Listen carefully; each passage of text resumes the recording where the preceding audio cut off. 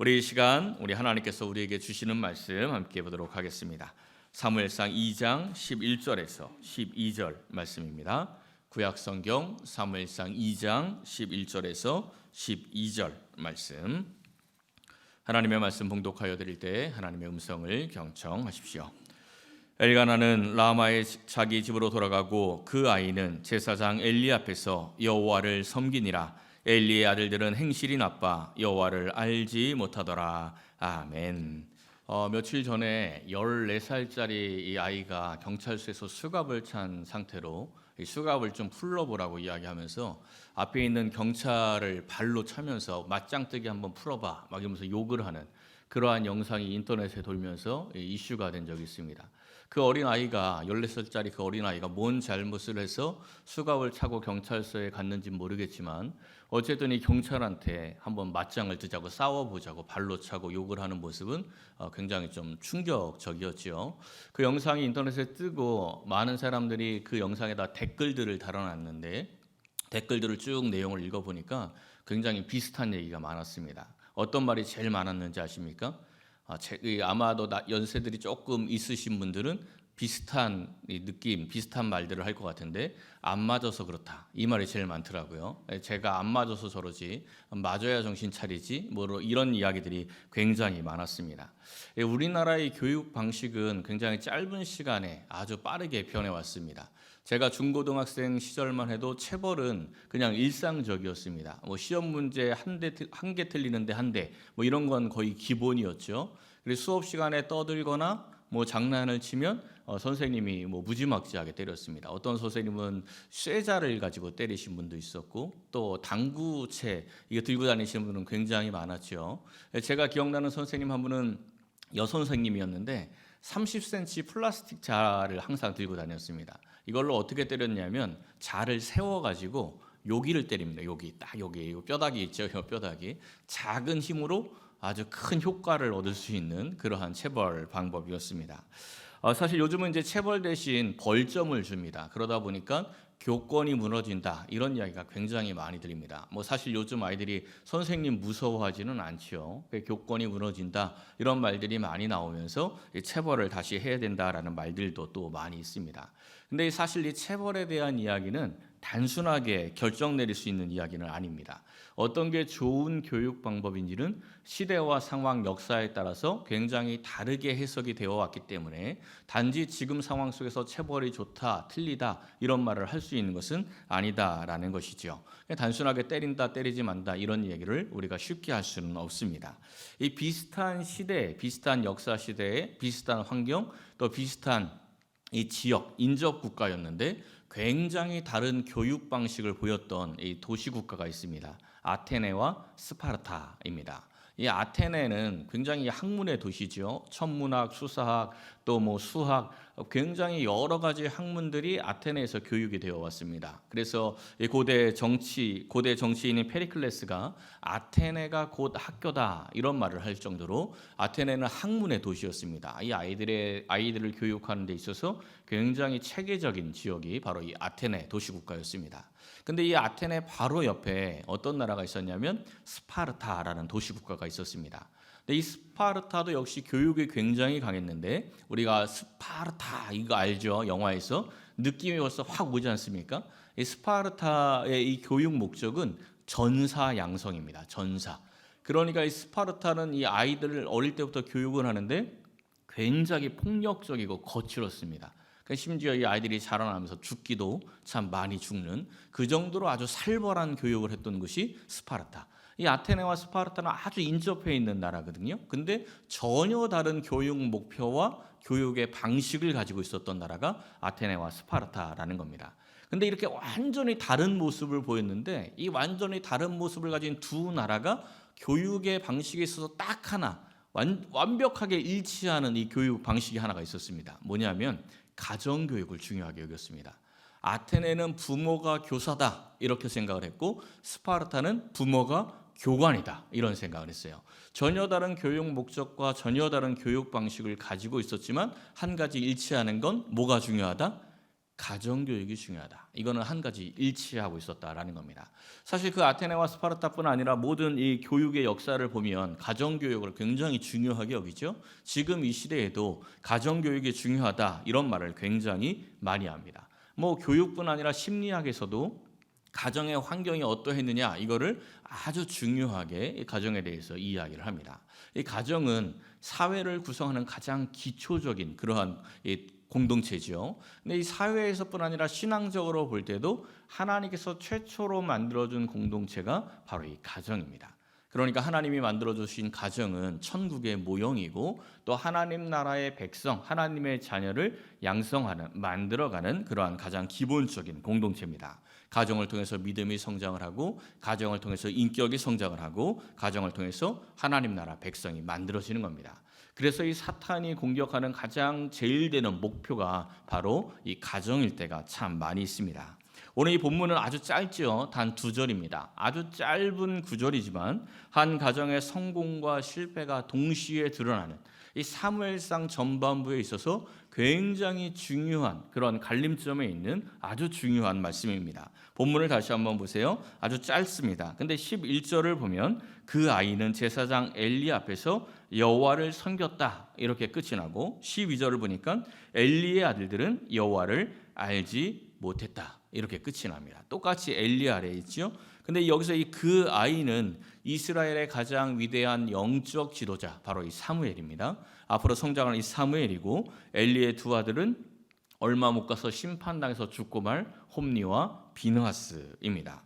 똑같이 대제사장 엘리 아래에서 똑같이 성전을 배경으로 성장을 했는데 한 가정은 성공을 했고 한 가정은 실패하여서 처참하게 무너지고 맙니다. 사랑하는 성도 여러분, 오늘 이 본문을 상고하면서 가정의 달, 이 가정 주일에 가정과 자신의 인생, 이 인생을 성공으로 이끌 복된 믿음을 깨닫고 또한 실천하시기를 예수님의 이름으로 간절히 축원합니다. 먼저 본문 12절을 다시 한번 보십시오. 엘리의 아들들은 행실이 나쁘다 이렇게 말씀하고 있는데 행실이 나쁜 가장 첫 번째 특징이 뭐라고 말씀하고 있어요? 여호와를 알지 못했다. 여호와를 알지 못했다. 이 엘리의 아들들이 성전에서 자라났습니다. 자기 아버지가 대제사장이니까 성전에서 자라났어요. 성전에서 자라나고 끝난 게 아니라 아버지의 대를 이어서 제사장의 직분을 이어갔습니다. 그런데 어떻다고요? 하나님을 몰라요. 지금 제사장 직분을 감당하고 있는데 하나님을 모르는 사람이라는 겁니다. 예전 성경에서는 엘리의 아들들은 불량자라 이렇게 번역이 되어 있었어요. 불량자. 그리고 지금은 이제 행실이 나쁘다 이렇게 번역이 되어 있는데 이 불량자, 행실이 나빠 이렇게 번역된 이 히브리어가 이런 단어입니다. 벨리알. 인데 벨리알의 뜻이 무가치하다, 무익하다, 파멸, 벨리알의 아들 이런 뜻이 있습니다. 벨리알 좀 어서 들어본 것 같지 않습니까? 이 벨리알이 사탄을 상징하는 단어인데 고린도 후서 6장에 보면 이런 말씀이 나와요. 너희는 믿지 않는 자와 멍에를 함께 매지 말라 이렇게 말씀하면서 여러 대조적인 단어들이 반복하죠. 의와 불법이 어찌 함께 하겠느냐, 빛과 어둠이 어찌 사귀겠느냐, 그리스도와 벨리알이 어찌 조화가 되겠느냐, 믿는 자와 믿지 않는 자가 어찌 상관하겠느냐, 하나님의 성전과 우상이 어찌 일치가 되겠느냐. 완전히 반대죠. 빛과 어둠, 선과 악 완전히 반대를 이야기하는데 그리스도의 대척점에 서 있는 자로 누구를 이야기합니까? 벨리알, 적그리스도, 사탄입니다. 근데 지금 엘리의 아들들이 바로 이 벨리알의 아들들이라는 겁니다. 제사장 직분을 감당하고 있는데 하나님의 대적자의 자리에 서 있다라는 것이죠. 하나님을 알지 못하니까 이 엘리의 두 아들들이 어떠한 행위를 합니까? 이어지는 말씀 17절 말씀을 한번 보시면 이 소년들의 죄가 심히 크다라고 이야기하는데 그들이 여호와의 제사를 멸시했다. 예배를 멸시했다. 이렇게 말씀을 합니다. 이 구약 시대의 이제 일반적인 제사의 방법, 일반적으로 제사를 드리는 방법은 이스라엘 백성들이 제물을 가지고 와요. 이 제물을 가지고 오면 제사를 드리는데 하나님께 드리는 부분이 어떤 부분이냐면 기름입니다. 그러니까 소나 돼지를 잡아서 보면 기름 덩어리들 있잖아요. 못 먹는 거. 그러니까 하나님께서는 그 사람이 못 먹는 걸 받으셨어요. 사람이 못 먹는 그 기름을 다 떼내가지고 그걸 불태웁니다. 그럼 그 향을 하나님이 받아주시는 거예요. 그래서 사람이 먹을 수 있는 고기는 삶아요. 이 삶아가지고 제사장과 그리고 성전 봉사자 레위인들에게 몫을 주고 나머지는 다 이 제물을 드렸던 그 사람이 다시 가져가요. 그 가족들과 먹고 이웃들과 나눠 먹는 것이 이 제사, 구약시대 제사의 일반적인 방법이었습니다. 근데 이 홈리와 비누아스는 제사를 드릴 때 어떻게 하냐면 제사를 딱 드리고 나서 고기를 삶을 때 이 제사장과 레위인들이 가져갈 부분을 딱 이렇게 떼서 율법대로 떼서 가져가는 게 아니고 사환을 보내서 삼지창 이런 세갈고리를 가져가서 그냥 막 고기를 막 휘젓습니다. 그래가지고 거기 꽂히는 건 다 지가 가져가는 거야. 이건 내 거. 이래가지고 막 그냥 다 지 맘대로 가져가 버리죠. 여기까지만 해도 그래도 조금 괜찮았는데 어떤 일까지 하냐면 하나님께 이제 기름을 태워 드려야 하지 않습니까? 근데 얘네들이 맨날 삶은 고기만 먹다 보니까 맛이 없었는지 야 오늘은 좀 구운 고기 좀 먹자 이래가지고 이 고기를 삶기 전에 달라는 거예요. 심지어 이 기름을 떼서 하나님께 드리기도 전에 이 동물을 잡자마자 고기를 막 이 사환을 벌여서 떼가려고 하는 거죠. 그러니까 이 제물을 드리는 사람이 야 그래도 하나님께 먼저 태워야지 하나님께 드리고 나서 가져가라. 뭐 삶아서 가져가는 건 뭐 둘째치고 하나님께 최소한 그래도 기름은 태우고 그리고 네가 가져가라. 이렇게 이야기를 하면 막 협박을 합니다. 협박을 해가면서 그 제물을 하나님께 드리기도 전에 그냥 생고기를 가져가서 자기가 구워 먹는 거죠. 요즘으로 하면 그냥 막 헌금 횡령해서 지가 먹고 사는데 막 그냥 자기 즐기는데 쓰는 겁니다. 왜 이렇다고요? 하나님을 모르니까. 하나님을 모르니까 하나님께 드리는 그 예물이 얼마나 귀한 것인지 하나님께 그 예배를 드리고 있는 그 시간이 얼마나 귀한 건지를 모르니까 제사를 멸시하는 겁니다. 예배를 멸시하면서 이러고 살아가는 거죠. 그리고 이어지는 22절을 보면 이런 일도 일어나요.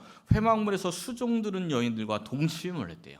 그러니까 제사장의 권력을 가지고 그냥 이 음란한 행위를 막 서슴없이 하는 겁니다. 또 24절 말씀도 한번 보십시오. 너희가 여호와의 백성으로 범죄하게 한다 이런 말씀이 나옵니다. 그러니까 이스라엘 백성들을 경건한 길로 인도해야 되는데 도리어 이스라엘 백성들을 성도들을 범죄하게 만들고 있습니다. 영적 리더가 되어야 하고 또한 이 제사 거룩한 삶을 가르쳐야 하는 그러한 제사장들이 이렇게 살아가니까 이스라엘 백성들이 경건하게 살 리가 없는 거죠. 그러니까 이 소문을 들은 이들의 아버지 엘리가 그렇게 하지 말라 이렇게 말을 했는데 아버지의 말을 전혀 듣지 않았다 이렇게 말씀합니다. 결국 어떻게 되죠? 여호와께서 그들을 죽이시기로 뜻합니다. 하나님께서 이들을 멸망시키기로 뜻했다는 거예요. 이제 이들이 어떻게 죽습니까? 요 뒤에 이제 2장 넘어가면 사무엘상 4장에 블레셋과 전쟁이 벌어집니다. 4,000명이 죽었어요. 4,000명의 군사들이 죽고 나니까 이스라엘의 장로들이 생각을 하기를 아무래도 하나님이 우리를 전쟁에 패배하게 한 것 같다. 우리 하나님과 함께 해야 된다. 우리 언약궤를 가져오자. 이렇게 결론을 내립니다. 이 언약궤는 하나님의 임재가 상징이 되는 그 하나님의 법궤 아닙니까? 그러니까 당연히 제사장인 홈리와 비누아스가 언약궤를 메고 옵니다. 이스라엘 백성들이 신이 나죠. 블레셋에는 두려움이 임합니다. 그리고 전쟁을 다시 딱 벌였는데 결과가 어떻게 되죠? 대패해요. 이스라엘이 앞서 4,000명이 죽었는데 이번에는 3만 명이 죽습니다. 언약궤가 오면 하나님이 임재할 줄 알았는데 하나님을 모르는 제사장 홈리와 비누아스가 언약궤를 가지고 와봐야 하나님이 함께하지 않는 겁니다. 이 전쟁에 3만 명이 죽지요. 언약궤는 빼앗깁니다. 언약궤를 들고 있었던 홈리와 비누아스는 그 자리에서 다 죽고 맙니다. 이 소식이 엘리 제사장에게 전해지죠. 엘리가 이 소식을 듣자마자 충격을 받아서 뒤로 넘어져서 목뼈가 부러져 죽습니다. 이제 이 소식이 누구에게 들립니까? 엘리의 며느리 비누아스의 아내, 이 비누아스의 아내에게 이 소식이 들려갑니다. 비누아스의 아내가 임신 중이었는데 충격적인 소식을 듣고 조산을 해요. 조산을 하면서 이런 고백을 합니다. 영광이 이스라엘에서 떠났다. 이 홈리와 비누아스가 여호와를 모르고 제사를 멸시하고 하나님을 모르는 그 신앙의 실패로 인해서 한 나라가 무너진 거죠. 한 나라만 무너진 게 아니죠. 그 가정이 무너졌습니다. 비참하게 무너지고 말았어요. 왜 이렇게 무너졌습니까? 홈리와 비누아스의 영적 실패, 신앙의 실패죠. 근데 이 홈리와 비누아스의 실패가 어디에서 비롯되었습니까? 한 단계 더 근원적으로 올라가서 생각해 보면 엘리의 실패입니다. 엘리가 자녀들에게 신앙을 물려주지 못했어요. 결국은 엘리의 실패로 인해서 이러한 비참한 이 마지막이 일어나게 된 거죠. 엘리는 왜 이 자녀들의 신앙에 실패를 했을까요? 왜 이 자녀 신앙 교육에 실패를 했을까요? 엘리가 실패한 결정적인 원인, 이 원인이 지금 이 시대 우리의 신앙의 실패의 요인이기도 하고 또한 우리가 자녀들을 교육할 때 실패하는 이유이기도 합니다. 그 결정적인 요인이 29절에 나오는데 한번 보십시오. 이런 말씀이 나옵니다. 네 아들들을 나보다 더 중히 여겼다. 하나님께서 엘리에게 하시는 말씀이 이거예요. 엘리가 자식들을 하나님보다 더 귀하게 여겼다라는 겁니다. 하나님보다 더 귀하게 여기는 것을 뭐라고 말합니까? 하나님보다 더 귀하게 여기는 걸 우상이라고 이야기하죠. 그러니까 엘리는 자기의 자녀를 우상 삼았다라는 겁니다. 근데 사실 자녀가 우상되는 게 제일 쉬워요. 다른 걸 우상 삼는 것보다 자녀가 하나님보다 더 귀하게 여겨지고 자녀가 우상이 되는 게 제일 쉽습니다. 왜? 너무나 귀한 존재니까. 자녀가 얼마나 귀합니까? 너무나 귀하고 너무나 사랑스러운 존재가 자녀이기 때문에 하나님보다 앞세우기 가장 쉬운 존재이고 우상 삼기 가장 쉬운 존재가 바로 이 자녀가 된다라는 겁니다. 그래서 성도는 우선순위를 바르게 세워야 돼요. 하나님 중심으로 하나님이 가장 중요하게 되고 하나님이 가장 우선이 되어서 이 삶의 질서, 가정의 질서를 세워야 한다라는 겁니다. 엘리가 하나님보다 자녀를 더 귀하게 여기니까 그 가정의 질서는 하나님이 아닙니다. 누가 돼요? 자녀가 그 가정의 질서의 중심이 되는 거죠. 그러니까 이 두 아들이 아버지의 대를 이어서 제사장이 되었습니다. 제사장이 되었는데 어떻게 되었다고요? 하나님을 몰랐죠. 하나님을 모르니까 제사를 멸시해요. 하나님께 드리는 제물을 자기 마음대로 막 가져가고 하지 않았습니까? 근데 엘리가 한마디도 안 해요. 왜 한마디도 안 할까요? 하나님보다 자녀가 중심이니까 자녀가 하나님을 멸시해도 아무렇지도 않은 거예요. 그러니까 자녀들이 그래도 아무런 한마디도 안 하고 그냥 마냥 내버려 둡니다. 예배를 멸시해도 일체 잔소리를 하지 않습니다. 근데 그 뒤에 회막문에서 수종드는 여인과 동침을 하죠. 그리고 나서 소문이 안 좋게 나기 시작을 합니다. 엘리의 두 아들 홈리와 비나스 못된 놈들이다. 막 이런 소문이 돌기 시작을 해요. 그러니까 그제서야 이 엘리가 그 두 아들을 불러서 이야기를 합니다. 뭐라고 이야기하냐면, 야, 소문이 좋지 않다. 내 아들들아, 그러하지 말라.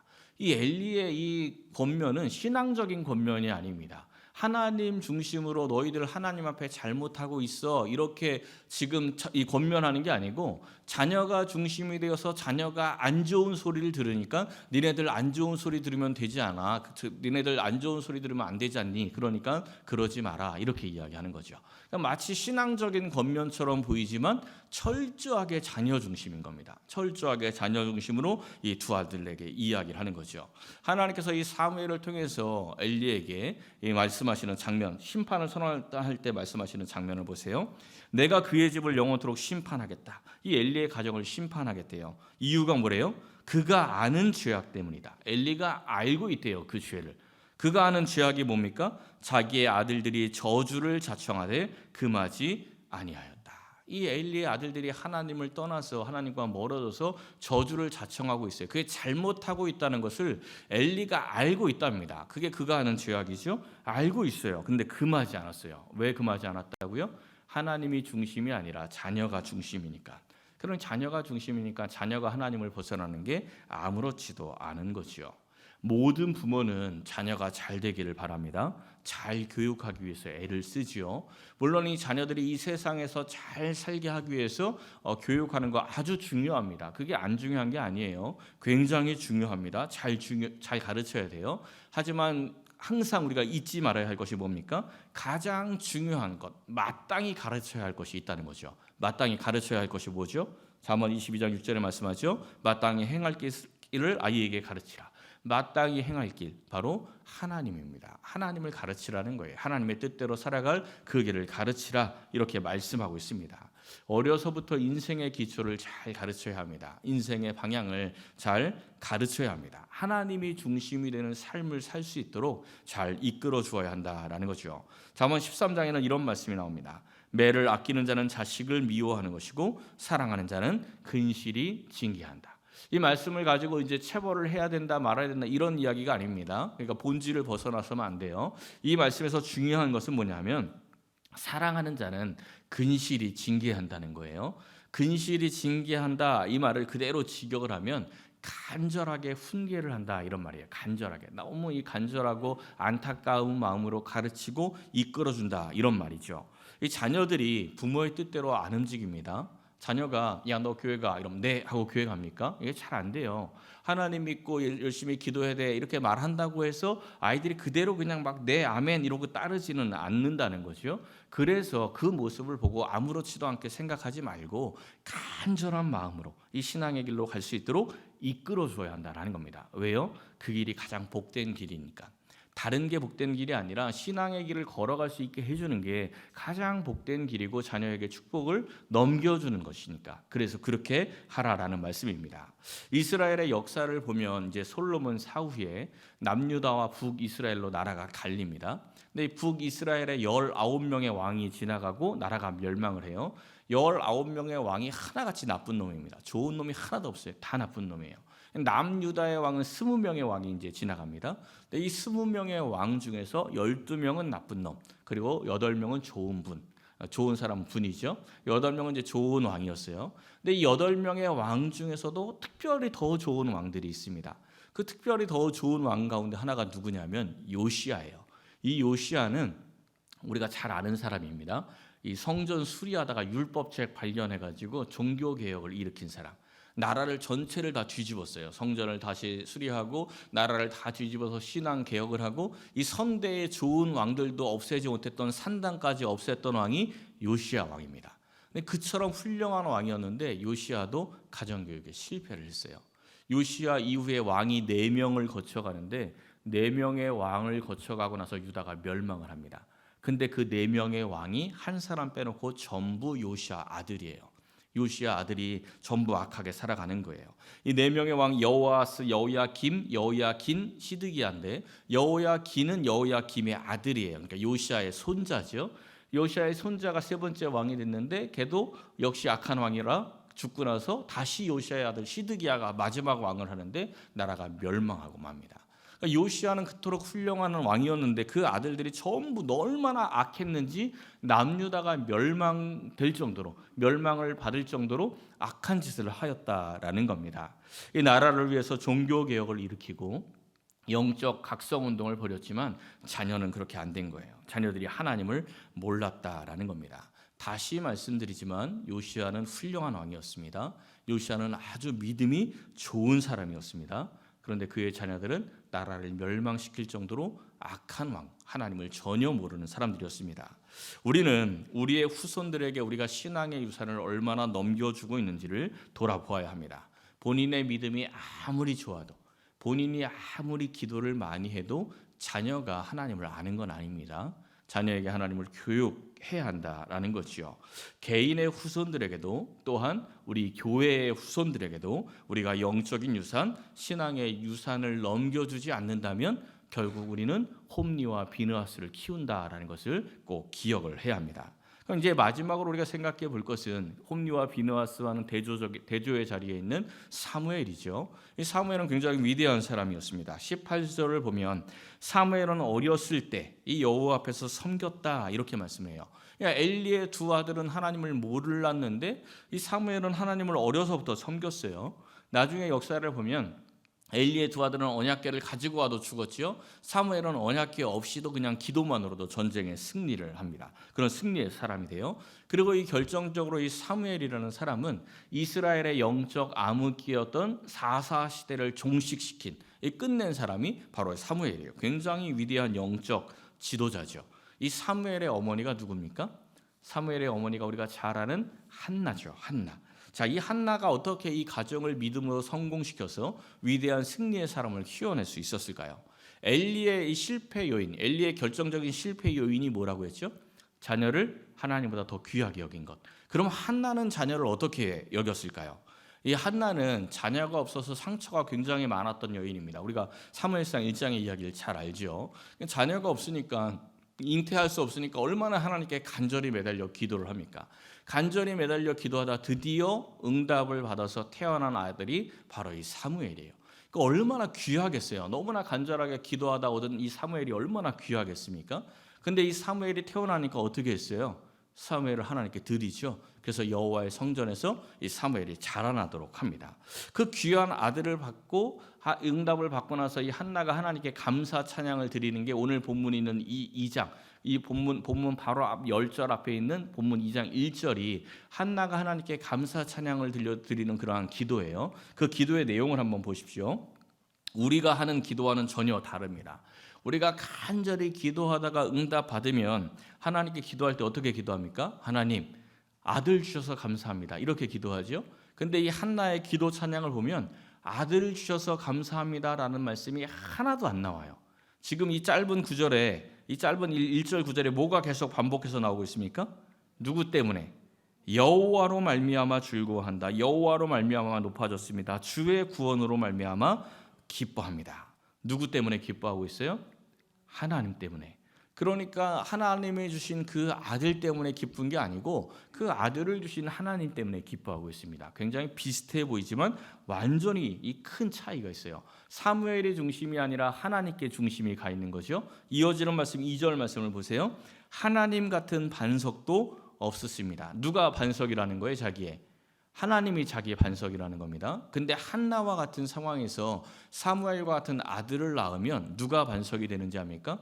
사무엘이 반석이 돼요. 사무엘이 자기 인생의 반석이 됩니다. 내 인생의 기초가 되는 거예요. 근데 지금 이 한나는 사무엘이 반석이 아니라는 겁니다. 누가 반석이라고요? 하나님이 반석입니다. 하나님의 기초이고 하나님이 중심이 되는 거죠. 철저하게 하나님 중심으로 서 있는 한나의 모습을 우리가 볼 수 있습니다. 그래서 한나가 성공을 한 겁니다. 우리는 우리의 이 자녀들 또 우리의 다음 세대들을 홈니와 비누아스가 아니라 사무엘로 키울 수 있어야 합니다. 그저 그냥 이 세상에서 잘 먹고 잘 사는 그러한 것만 가르치다 보면 밥상이 올무가 되는 인생이 되는 겁니다. 그냥 세상 사람들하고 똑같은 거죠. 하나님 나라의 백성이 하나님 나라 백성답게 살아가는 게 아니라 그냥 세상 사람들하고 똑같이 살게 되는 겁니다. 하나님 중심으로 가정의 질서를 세워가시기를 바랍니다. 예수님을 가정의 기초, 예수님을 가정의 반석, 내 신앙의 기초로 삼아가시기를 바랍니다. 우리 예수님의 말씀을 한번 보십시오. 이 가정의 주축을 예수님이라는 반석 위에 놓으면 어떻게 된대요? 우리의 가정이 또 우리의 자녀들이 이 세상을 살아가면서 비를 맞고 홍수를 만나고 바람에 부딪혀도 어떻게 된다고요? 결코 무너지지 않는 겁니다. 자녀들에게 이 세상 교육을 잘 시켜서 세상의 어려움 만나도 이겨낼 수 있게 한다. 이거는 착각입니다. 아무리 든든하게 스펙을 만들어도 세상에서 어려움 만나면 무너질 수밖에 없습니다. 하지만 하나님이 반석이 되는 자녀들은 이 세상에서 어떠한 어려움을 만나도 결코 무너지지 않습니다. 그 반석이 기초가 되기 때문이죠. 사랑하는 성도 여러분, 우리는 누구를 키우고 있는지 점검하시길 바랍니다. 내가 지금 사무엘을 키우고 있는지 홈니와 비누아스를 키우고 있는지 세상의 스펙이 아니라 영적 스펙을 점검해야 합니다. 하나님 중심으로 자녀들을 키워서 믿음의 유산, 영적 유산을 다음 세대에 넘겨주어서 우리의 후손들이, 우리의 자녀들이 이 축복받는 인생, 하나님의 은혜가 넘치는 가정들이 될 수 있도록 늘 기도하시고 하나님 중심으로 양육하시기를 예수님의 이름으로 간절히 축원합니다.